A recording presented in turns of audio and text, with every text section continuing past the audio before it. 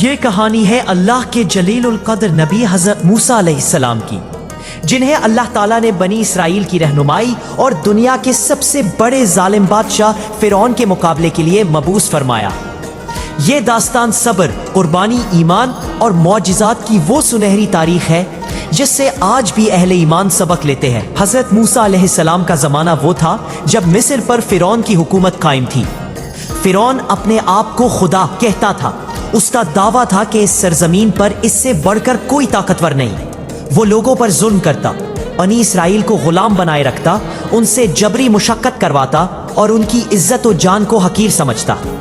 فرعون کے ظلم کی انتہا یہ تھی کہ اس نے حکم دے رکھا تھا کہ بنی اسرائیل میں پیدا ہونے والے ہر لڑکے کو قتل کر دیا جائے تاکہ ان کے اندر کوئی طاقتور مرد پیدا نہ ہو جو اس کے اقتدار کو چیلنج کر سکے۔ اللہ تعالیٰ نے اسی ماحول میں حضرت موسیٰ علیہ السلام کو معجزانہ طریقے سے دنیا میں بھیجا۔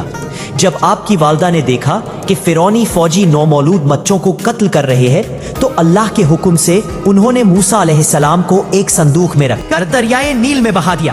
اللہ کی قدرت دیکھیے کہ وہ صندوق فرعون کے محل کے کنارے جا لگا۔ فرعون کی بیوی حضرت آسیہ جو ایک نیک عورت تھی نے موسیٰ کو دیکھتے ہی دل سے اپنا لیا اور فرعون سے کہا، یہ بچہ میری اور تمہاری آنکھوں کی ٹھنڈک ہے، اسے قتل نہ کرو۔ یوں اللہ نے اپنے نبی کو دشمن کے گھر میں ہی پروان چڑھایا۔ موسیٰ علیہ السلام بڑے ہوئے تو اللہ نے انہیں حکمت اور علم عطا کیا۔ آپ نرم دل، انصاف پسند اور بہادر تھے۔ ایک دن آپ نے دیکھا کہ ایک فرعونی قبطی ایک بنی اسرائیلی غلام کو مار رہا ہے۔ موسیٰ علیہ السلام نے غصے میں ایک مکہ مارا جس سے قبطی مر گیا۔ یہ واقعہ پورے شہر میں مشہور ہو گیا اور موسیٰ علیہ السلام کو اپنی جان بچا کر مصر سے نکلنا پڑا۔ آپ مدین پہنچے جہاں حضرت شعیب علیہ السلام کی بیٹیوں کی مدد کی اور پھر ان سے نکاح ہوا۔ کئی سال مدین میں رہنے کے بعد آپ واپس مصر کی طرف روانہ ہوئے۔ راستے میں اللہ تعالیٰ نے آپ کو طور پہاڑ پر نبوت عطا کی۔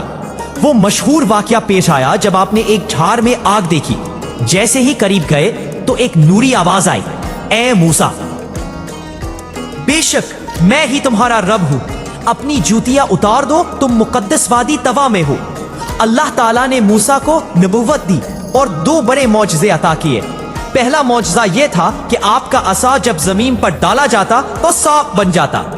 دوسرا معجزہ یہ کہ آپ کا ہاتھ جب بغل میں ڈالتے اور نکالتے تو نور سے چمکنے لگتا۔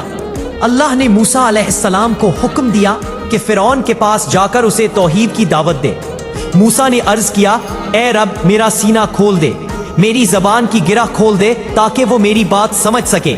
اللہ نے ان کی دعا قبول فرمائی اور ان کے بھائی حضرت ہارون علیہ السلام کو بھی ان کا مددگار بنا دیا۔ موسیٰ علیہ السلام اور ہارون علیہ السلام دربار فرعون میں گئے اور اعلان کیا، اے فرعون، ہم اللہ کے رسول ہیں، بنی اسرائیل کو آزاد کر دو اور ایک اللہ کی عبادت کرو۔ فرعون اکر گیا اور بولا، اے موسیٰ، کیا تم اس خدا کی بات کرتے ہو جسے میں نہیں جانتا؟ میں ہی تمہارا سب سے بڑا رب ہوں۔ موسیٰ علیہ السلام نے اللہ کے معجزے دکھائے۔ عصا زمین پر ڈالا تو وہ زبردست اژدہا بن گیا، ہاتھ نکالا تو چمکنے لگا۔ لیکن فرعون نے کہا یہ جادو ہے۔ اس نے پورے ملک کے بڑے جادوگروں کو بلا کر مقابلہ کیا۔ جادوگروں نے اپنے رسے اور لاٹھیاں پھینکی تو وہ سانپ نظر آنے لگے۔ موسیٰ نے اپنا عصا ڈالا تو وہ زبردست نگل گیا۔ جادوگر فوراً سمجھ گئے کہ یہ جادو نہیں بلکہ اللہ کا معجزہ ہے۔ وہ سجدے میں گر گئے اور بولے، ہم موسیٰ اور ہارون کے رب پر ایمان لاتے ہیں۔ یہ منظر دیکھ کر فرعون تلملا گیا اور کہا، میں تمہارے ہاتھ پاؤں کاٹ دوں گا اور تمہیں سولی پر چڑھاؤں گا۔ لیکن جادوگروں نے ایمان سے پھرنے سے انکار کر دیا۔ اس کے بعد اللہ تعالیٰ نے فرعون اور اس کی قوم پر مختلف عذاب بھیجے، ٹڈی دل، خون، مینڈک، جوں اور قحط۔ لیکن ہر بار فرعون توبہ کا وعدہ کرتا اور پھر مکر جاتا۔ آخرکار اللہ نے موسیٰ علیہ السلام کو حکم دیا کہ بنی اسرائیل کو لے کر راتوں رات مصر سے نکل جائیں۔ جب موسیٰ اور ان کے ساتھی سمندر کے کنارے پہنچے تو پیچھے سے فرعون اپنی فوج کے ساتھ آ گیا۔ بنی اسرائیل گھبرا گئے کہ اب کیا ہوگا۔ موسیٰ علیہ السلام نے کہا، میرا رب میرے ساتھ ہے، وہ ضرور میری مدد کرے گا۔ اللہ نے حکم دیا کہ اپنا عصا سمندر پر مارو۔ موسیٰ نے عصا مارا تو سمندر پھٹ گیا اور 12 راستے بن گئے۔ بنی اسرائیل ان راستوں سے گزر گئے۔ جب فرعون اور اس کا لشکر پیچھے آیا تو سمندر کی لہریں مل گئی اور وہ سب غرق ہو گئے۔ यूं अल्लाह ने अपने नबी और बनी इसराइल को नजात दी और दुनिया के सबसे बड़े जालिम को अंजाम तक पहुंचा दिया। इसके बाद हजरत मूसा अलैहिस्सलाम को कोहे तूर पर बुलाया गया, जहां अल्लाह ने उन पर तौरात नाजिल फरमाई।